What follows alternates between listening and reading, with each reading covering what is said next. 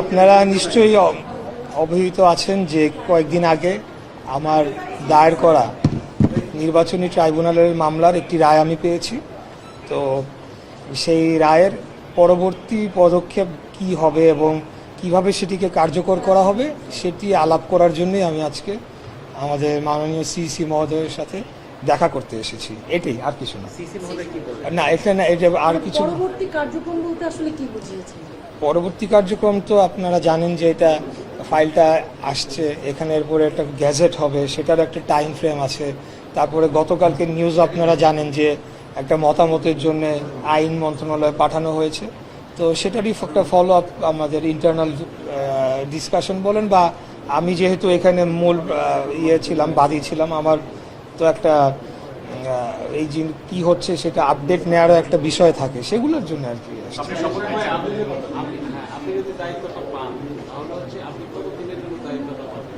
এইগুলো সব কিছুই আমরা যখন মানে গ্যাজেট হবে বা পরবর্তীতে আরও যখন এটা কার্যক্রমটা আরও অগ্রসর হবে, আমরা আমাদের যে আইনজীবী প্যানেল যারা রয়েছেন তাদেরকে সাথে নিয়ে আপনাদেরকে ফুল ব্রিফিং করতে পারবো। আমি on top of my head আমি কিছু বলতে চাচ্ছি না যেটা আইন সিদ্ধ না, তবে এতটুকু বলতে চাই, what ever we do, everything we have done so far.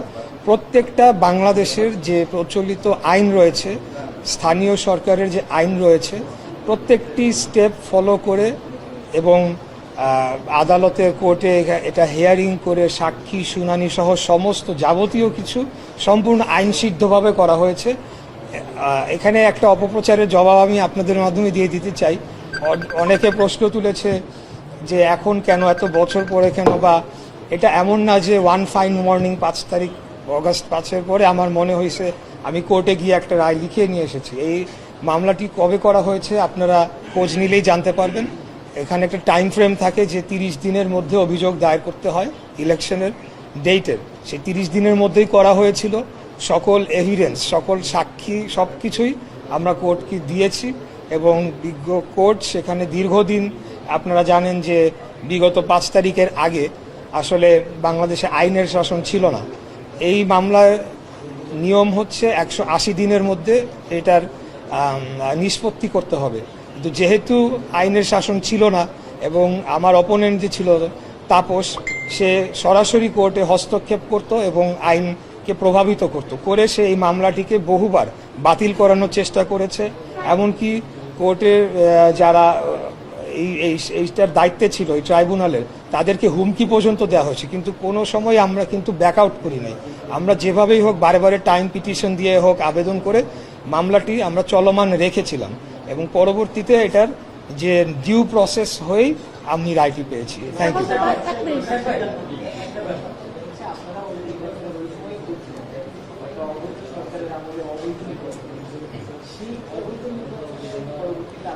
এইটার জবাব আমি অনেকবার দিয়েছি।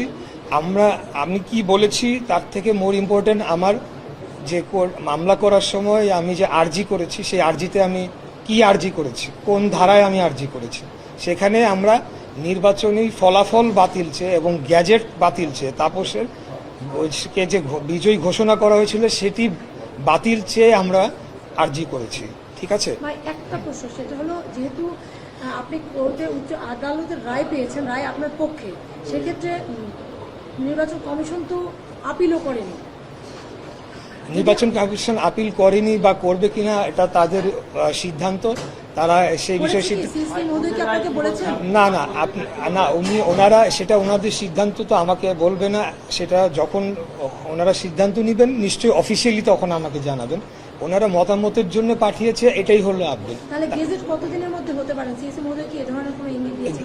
না, এটা উনি এই বিষয়ে আমার সাথে কথা হয় নাই।